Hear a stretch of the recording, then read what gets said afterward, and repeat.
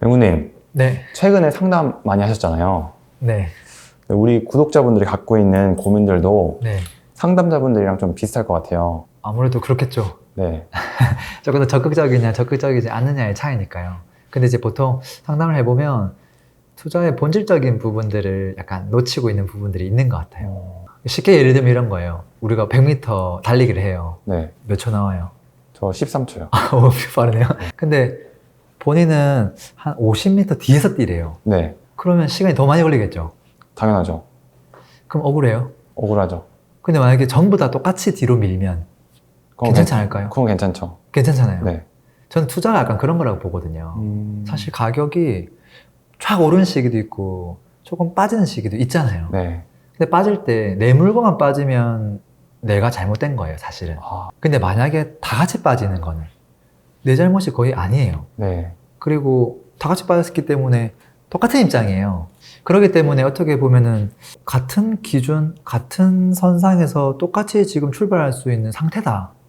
이렇게 그냥 봐주면 되는데 네. 왠지 내 물건 빠져가지고 내 자산이 쪼그라든 것 같고 막 손해본 것 같고 그런 느낌을 많이 갖다 보니까 네. 더 불안해하고 갖고 있던 물건 무조건 다 뭐 던져야 되는 거 아닌가 그런 생각 많이 하시고 맨날 물어보시거든요. 근데 네, 막 평균치보다 더 빠진 사람도 있잖아요.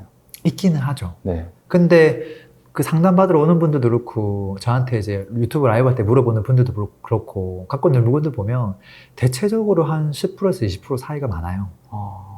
저기 진짜 좀 너무 하락 많이 하는 곳들도 있긴 하지만 네. 거기는 제가 봤을 때는 전체 중에서 많지 않거든요.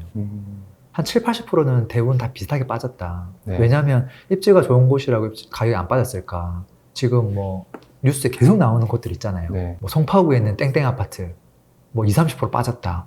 체크해보면 얼추 빠진 게 맞긴 하거든요. 그 정도로 입지가 좋은데도 불구하고 빠진 애들이 있다는 거죠. 그 내가 갖고 있는 게 지방에 있는 건데 20% 빠졌다? 과연 많이 빠진 걸까? 서울에도 웬만큼 그 정도 빠진 게 있는데 물론 이제 뭐 인천이나 뭐 대구나 뭐 일부 지역들은 3, 40% 빠진 것도 있긴 하죠. 근데 그건 진짜 몇 개 단지인 거고 대체적으로 보면 한 20, 30%. 그러니까 결국은 한 20% 정도는 다 같이 뒤로 물러섰다. 이렇게 봐주면 좀 마음이 좀 편하지 않을까 싶기도 해요. 맹구님, 근데 네. 그게 사실 좀 긍정적인 마인드긴 한데 안 샀다가 네. 지금 샀어야 되는 거 아니에요? 그렇게도 생각할 수 있죠. 본질은 그거예요. 상대평가라고 제가 했잖아요. 근데 기본적으로 비교를 다른 자산가들하고 비교를 해야 되는데 우리가 무주택자하고 비교할 수는 없거든요. 그러니까 현금만 들고 아무런 자산을 안 사는 사람들, 그 사람들하고 비교를 할 수는 없는 거죠. 만약에 그 사람들하고 비교를 하려고 하면 진짜 아무것도 안 해야 되는 거거든요. 그럼 진짜 아무것도 아닌 사람이 되겠죠. 그래서 언젠가는 분명히 그들도 자산을 사게 되겠죠. 근데 그때부터는 롤러코스터를 안 탈 수가 없거든요. 그리고 롤러코스터를 타고 나면 완벽한 타이밍에 저점에서 사고 고점에서 팔고 사고 팔고 계속 하는 게 불가능하거든요.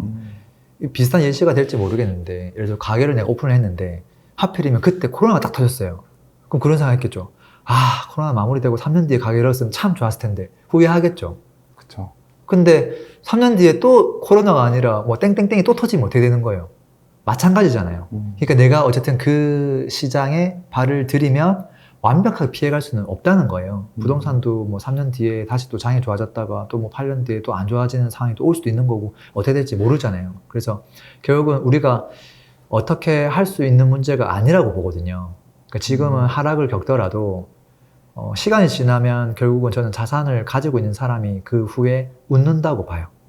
뭐 아주 짧은 단편적인 기간을 제외하고는 사실 자산이 없는 사람이 자산이 많은 사람을 이긴 역사가 없잖아요. 이제 그것들을 좀 생각해 보시면 어떨까 싶습니다. 맹구님, 근데 그 상담자분들 네. 이 좀 공통된 고민들이 있을 것 같아요. 네. 그런 것도 좀 공유해 주시면 좋을 것 같습니다.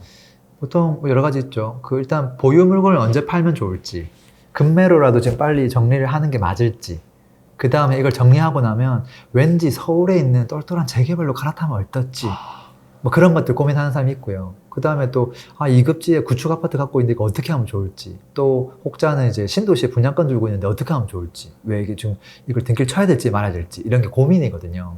뭐 과거에는 A가 좋을까요? B가 좋을까요? 이런 거 많이 물었는데 요즘은 갖고 있는 물건들 어떻게 정리하는 게 좋을까요? 이런 것들 많이 물어보죠. 맹구님, 그럼 해결책도 좀 네. 공유해 주십시오.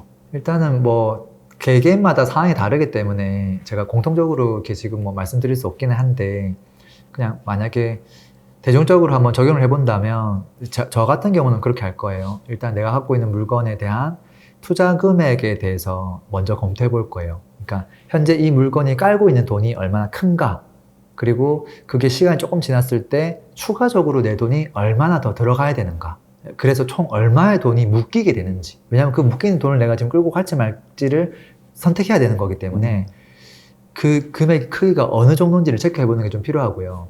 그 다음에 혹시라도 시간이 지났을 때 뭐 전세금이 내리거나, 만약에 이게 분양권이라서 전세가 낮아서 그 처음에 등기 쳤을 때 투자 금액이 좀 많이 들어가면 아무래도 많은 돈이 묶이니까 그것들을 내가 더 넣을 수 있는 여유 자금이 있는지 이제 그것도 체크해야 되고요. 그렇게 했을 때 이 하나의 물건이 내가 가지고 있는 그 순자산에서 몇 프로 정도를 지금 차지하는 물건이 되는 건지, 그런 것들을 조금 먼저 체크해 봐야 되지 않을까. 그래서 만약에 이게 큰 돈이 추가적으로 묶이지 않는다, 그러면 오케이.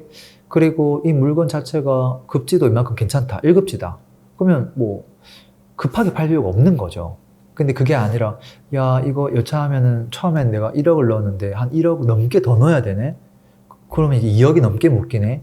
내가 갖고 있는 총 자산이 3억밖에 안 되는데, 야, 이게 70%가 여기 다 묶이네?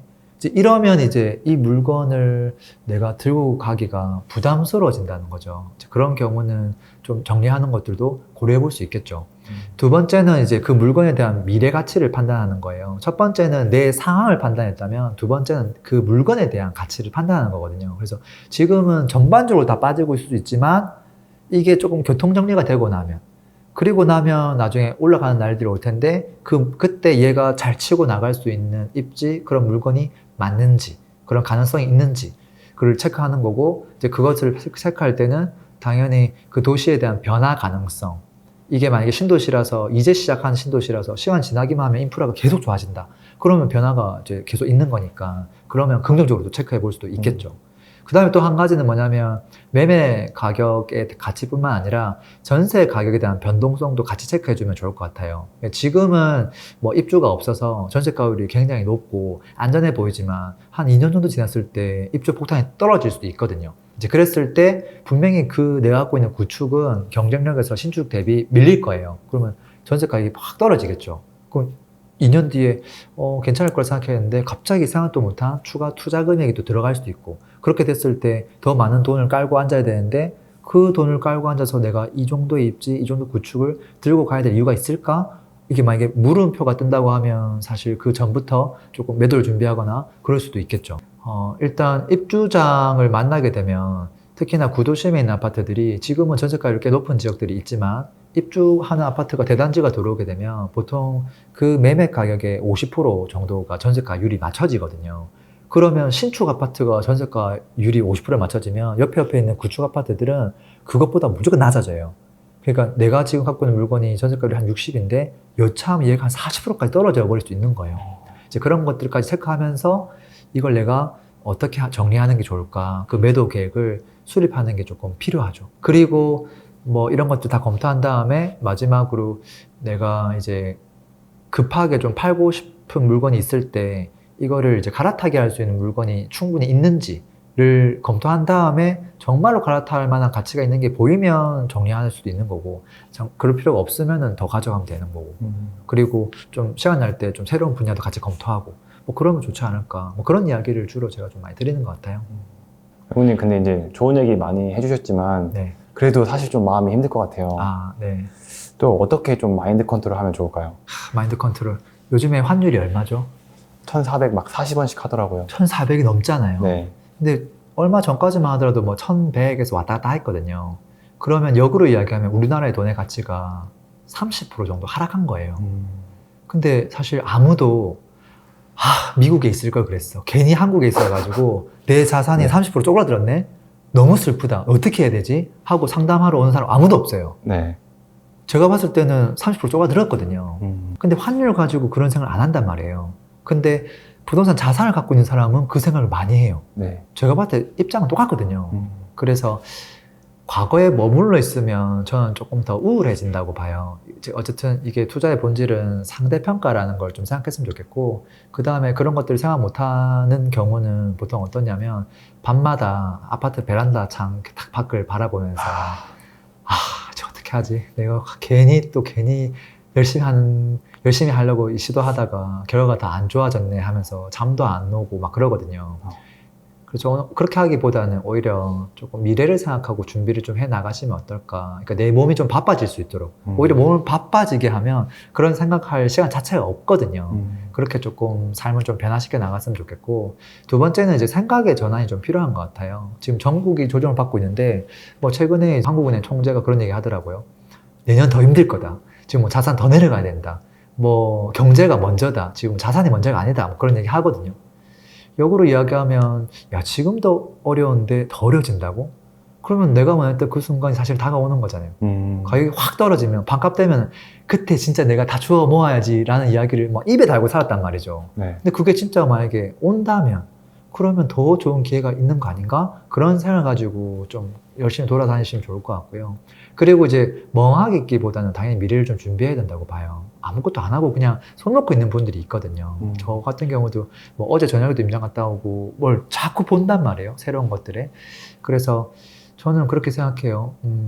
지금 당장 어렵다고 해서 손 놓고 있을 게 아니라, 이게 어려워 보이지만 내가 그거를 깊숙하게 안 들여다본 경우가 많아요. 그래서 좀 안 가봤던 지역들 많이 가보고, 내가 잘 모르는 종목들 많이 좀 훑어보고, 그리고 그것들에 대해서 너무 어설프게 파악했던 것들에 대해서 조금 깊게 한번 연구해보는 시간을 갖다 보면, 거기서 분명히 가능성이 보일 거고, 가능성이 보이면 그걸 하고 있는 애들이 또 보일 거예요.